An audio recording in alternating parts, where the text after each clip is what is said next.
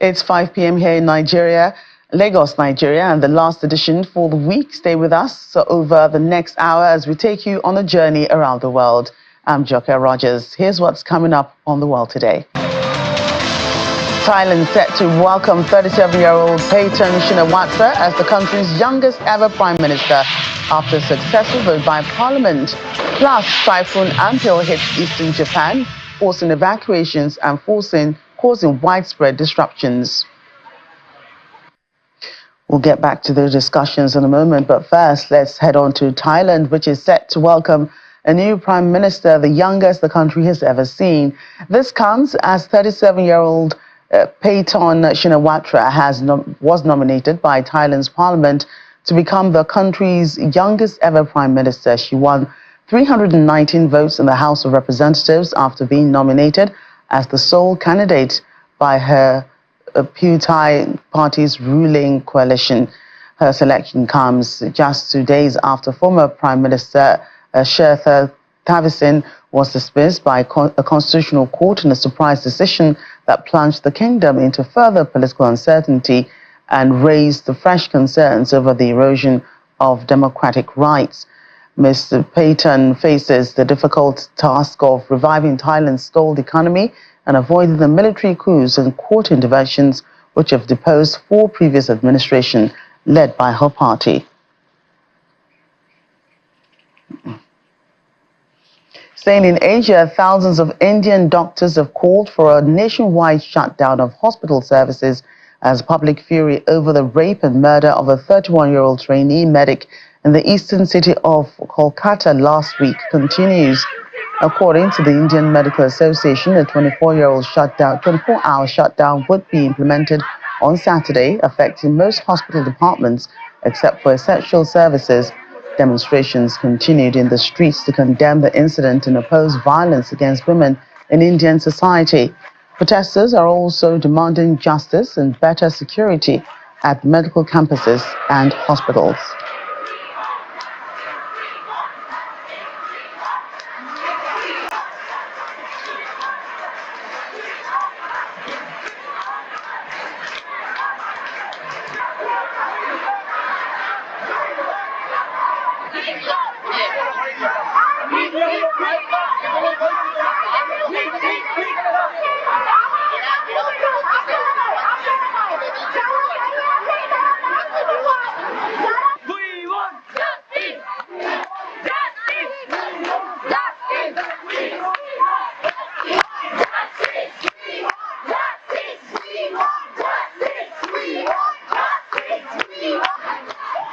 As we get back to the Israel-Hamas war, we'll get updates now. The VOA's Ricky Rosen joins us from Tel Aviv. Ricky, great to see you today, and thanks for joining us. Good to see you. Right, so let's begin with the ceasefire talks, which are underway in Doha. Hamas says it will not take part in a new round of talks. Has there been any reaction from Israeli officials on this? Because we know Israel did send a delegation to Qatar. Well, Hamas stated that they were not going to show up because they objected to Israel changing the conditions of the deal that was originally proposed by President Biden a few months ago and generally accepted by both sides. But Hamas does have their representatives in Doha, and they will certainly be updated about the progress of the talks. So the Israeli delegation is optimistic that with intensive pressure by the Americans, the Egyptians, and the Qataris, that the gaps can be bridged this final time. Right, and what have you been hearing in terms of the progress being made in light of this new ceasefire and hostage deal? Well, we're hearing just now that an update has been proposed by the Americans, which will be presented to bridge the gaps between the sides when the talks resume next week.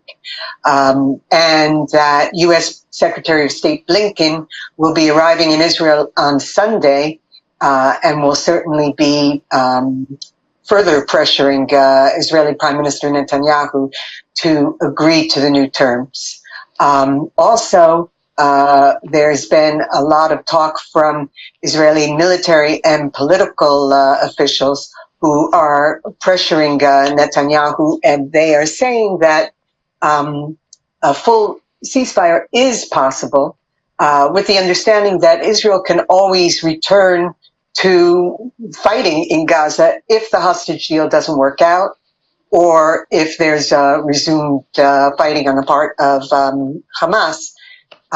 It seems that, as it has been for the last 10 months of the war, Netanyahu is putting his own personal and political considerations in front of signing this deal, because he's afraid that the far-right elements, extremist elements of his coalition will bring down his government if, in fact, a deal is signed. And just yesterday, the Hamas-run health ministry confirmed that more than 40,000 Palestinians have been killed in Gaza. The war has sort of been divided with these latest tensions in the Middle East. Talking of Iran and Lebanon, now in the picture, you have eyes on ground. Ricky, give us an idea of what the Gaza Strip feels like at this time. All accounts are that the chaos in the Gaza Strip is just continuing to grow. Netanyahu has promised that he will achieve total victory against Hamas, so he is sending the army into more and more operations throughout Gaza, where Hamas gunmen were originally defeated and have reappeared to regroup and fight again. So the Israeli army has issued evacuation orders for the umpteenth time for Gazan civilians, causing the humanitarian zones to further shrink, and civilians are fleeing for the fifth or sixth time to new areas because fighting is being renewed. And aside the death toll, satellite image from the United Nations Center estimates 63% of all structures in Gaza are either damaged or destroyed. What do you know in terms of recovery plans for the Gaza Strip post-war? It's completely unknown what will happen after this war to deal with the massive reconstruction of Gaza. There was a hope on the part of President Biden that he could achieve a peace deal between Israel and Saudi Arabia, in which the Saudis would lead an Arab country effort to rebuild Gaza. But that seems to be getting further and further away from any kind of reality, because Netanyahu would not accept the terms of a Saudi peace deal. And the leader, Mohammed bin Salman of Saudi Arabia, has just announced that he believes that there are death threats against him because of his efforts to reach a peace deal with Israel. So a Arab and American and international effort, joint effort to rebuild Gaza seems to be far away from reality. Right. Ricky, thank you for that update. Thank you.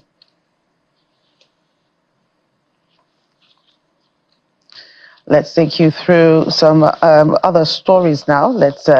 Thousands of anti-war protesters rallied against Israeli Prime Minister Benjamin Netanyahu's government in Tel Aviv, calling for the release of hostages held by Hamas. Protesters have been holding weekly demonstrations in Israel to demand the government hold new elections and strike a deal. The demonstrations come amid the ongoing ceasefire talks taking place in Doha.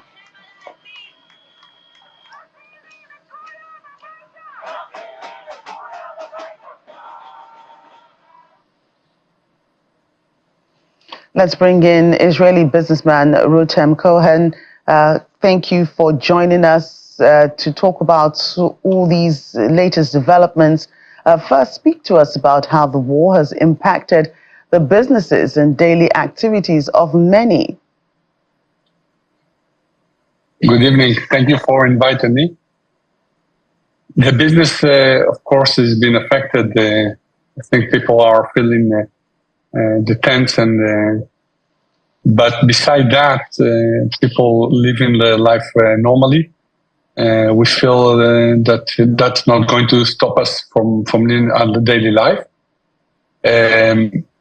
I don't see a significant difference in business, except the fact that this is the high season in the north, and that place is evacuated. So the population of 200,000 people are away from their home, affecting the whole scenario. And obviously, this is the Sea of Galilee, the mountain of Galil.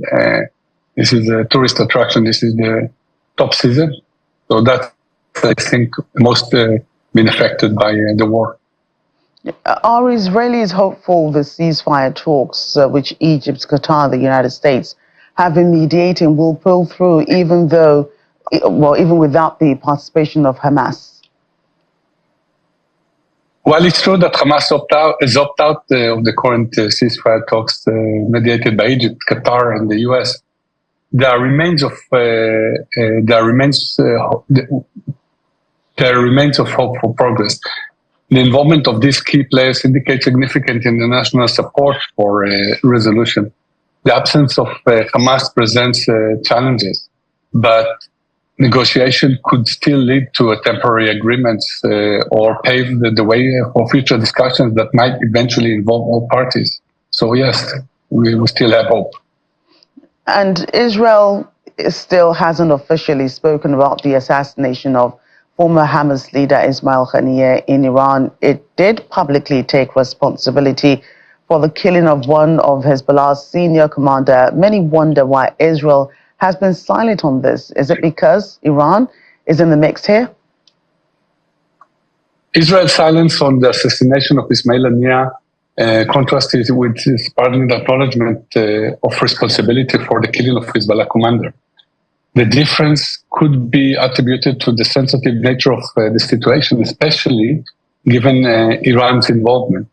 Israel might be opting to avoid escalating tensions or revealing strategic details that could impact ongoing diplomatic efforts. And Iran did vow to retaliate for the assassination of Mr. Haniyeh. It blamed Israel on. Israel, on the other hand, has been preparing for a possible attack from Iran. What are you hearing about the idea of intelligence on the nature and scale of this potential attack? Iran's vote to retaliate for the assassination of Haniyeh has certainly heightened the tensions. Israel is taking these threats very serious and is preparing accordingly. While specific details about the nature of and scale of the potential attack might not be really in the public eye, the idea of readiness reflects a thorough assessment of possible scenarios, and they have a commitment, of course, for the national security. Right, Rotem, thank you for your time today. Thank you very much. Good evening. Let's continue with a quick check on the weather now, where tropical typhoon Ampil has hit eastern Japan, forcing evacuations and causing widespread disruptions to businesses and travel. Hundreds of flights and trains were cancelled in the Kanto region of Japan earlier today amid strong winds and heavy rainfall. According to officials, rain began falling in parts of the greater Tokyo area early this morning. By around noon, the storm had flooded roads and felled trees in the eastern part of the capital. The weather agency warned people to be careful of landslides, flooding, and overflowing rivers in the eastern regions of the country. Welcome back to Health Matters now. Sweden has confirmed a first case of the Mpox clade 1 viral infection, marking the first case of the variant outside of Africa. The Swedish government, which made the announcement on Thursday, says more cases are expected in the region in the coming days. Meanwhile, the advice suggests travelers should consider getting vaccinated against Mpox if they will be visiting affected area in Africa. The European Centre for Disease Prevention and Control has updated its recommendations in response to outbreaks of a new strain of the virus. It says other continents, including Europe, can expect some cases too. It all comes as the World Health Organization declared Mpox a global public health emergency.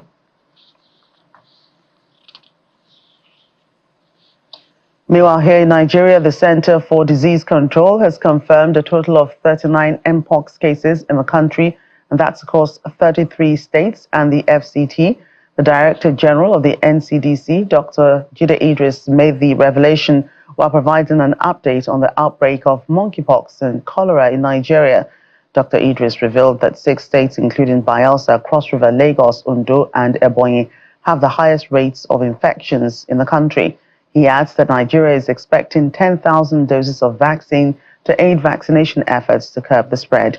Our correspondent, Victoria Long John, reports.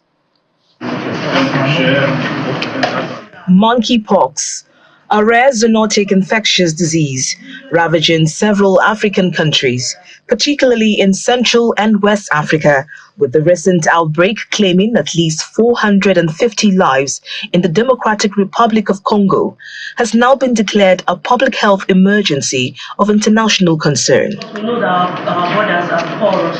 The growing threat of the deadly disease across Africa and the likelihood of the transmission of the deadly Clade 1 variant is the reason for this press briefing by the Nigeria Center for Disease Control. The agency revealed that so far, 39 confirmed cases and 0 deaths have been recorded across 33 states and the FCT, with 788 suspected cases since January 2024 till date.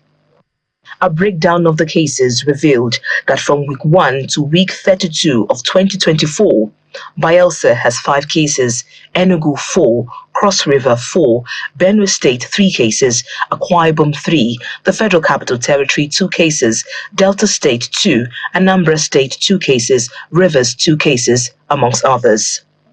9 states, including Lagos, the FCT, Enugu, Kano, Rivers, Cross River, Akwa Ibom, Adamawa, and Taraba states have been put on high alert. Also on high alert are all port health services across all 5 international airports, 10 seaports, and 51 land and foot crossing borders. We could have started here. However, the NCDC boss explains plans for vaccine availability and efforts to intensify surveillance and emergency preparedness. Vaccine for mpox, very few countries are manufacturing this. Some of them are just being, like I did say, the Johnny's one that is just been approved for emergency use. Surveillance is being intensified. Lucky, like I did say, we've only recorded 39 cases this year, 0 deaths. So in terms of fatality, it doesn't mean that that's what will kill them will be superimposed infections. And if the wounds are not treated, that's why again it's good to have these countermeasures. Let me say that it's the experience of the 2022 outbreak where we recorded quite a large number of cases. And since then again, surveillance activities have been up. And that's why again with our trends again, we are recording less cases. The NCDC is urging the public to adhere to proven infection prevention and control measures. From Abuja, Victoria Long John for Channels Television News. Despite conversations about gender diversity in technology, numbers show women are still underrepresented in the industry. Also, according to the Women Tech Network, the overall enrollment in STEM is increasing slightly, but women participation remains low, especially in certain fields like computer science. To help address this gap, the She Creates camp is providing early intervention support by engaging and mentoring young girls in tech. It's been 2 weeks of immersive training for these young girls to ignite their passion for technology and to arm them with the skills and confidence they need to thrive in STEAM fields. The She Creates camp by WTech not only empowers these girls through hands-on STEAM learning, but also aims to close the gender gap in tech by tackling stereotypes and promoting diversity.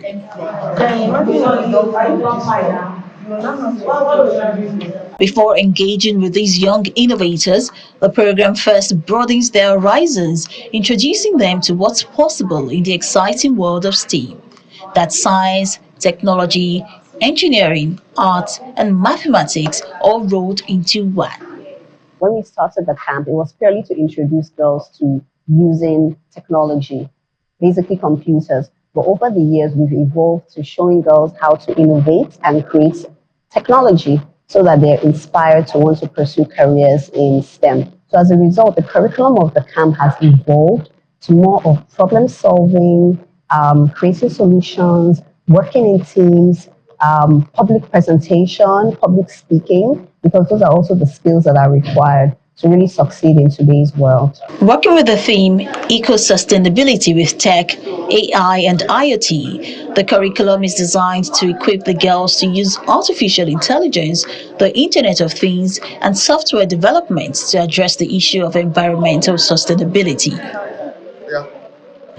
Through lively discussions and collaborative projects, the girls gain a sense of empowerment. I learned that we can actually make use of our waste, like trashes, to get money and new materials. I learned how we can make use of cow dung to generate electricity and cooking gas. I like the fact that everything that we've learned here is not all about tech. We had a lot of fun. We learned about how we can reduce the usage of plastics. We learned how we can use cow dung to create cooking gas. So my best session was digital safety. When the facilitator was able to tell us that everything that we see on social media is not true, that we should be careful of the things we like, the things we comment on, that a record is being taken of them.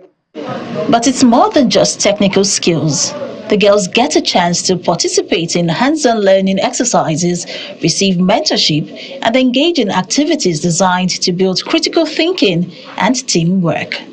This is a project of a solar city. As you can see, it is named Thieves Estate. Each individual in this group has their own assets.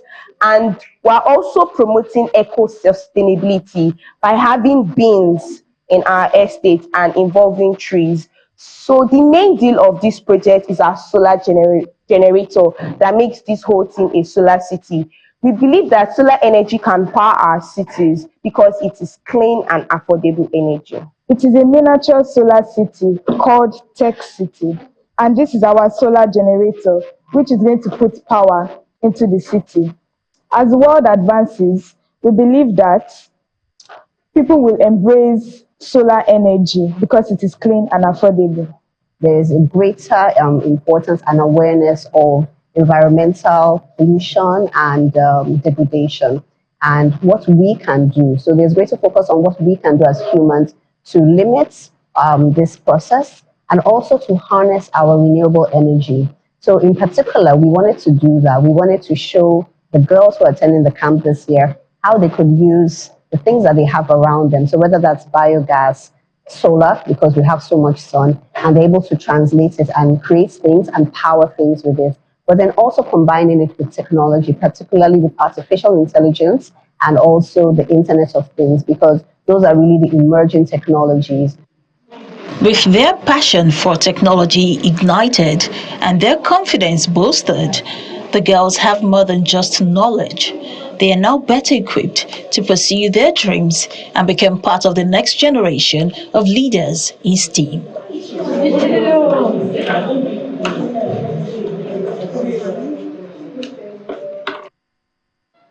And finally on the program, Poland has hosted a grand military parade to celebrate its Armed Forces Day, commemorating the nation's victory over the Soviet army during the Battle of Warsaw in 1920. The parade, attended by Polish President Andrzej Duda, Prime Minister Donald Tusk, and several officials, showcased a significant display of national and allied military strength. More than 2,000 troops from various branches of the military marched through the capital, showcasing the country's military capabilities and preparedness. Over 200 units of military equipment also took part in the parade. The procession included flags from the allied nations such as the United States, the UK, and Romania, reflecting Poland's strong international military ties. The event also marked Poland's ongoing commitment to bolstering its defense capabilities.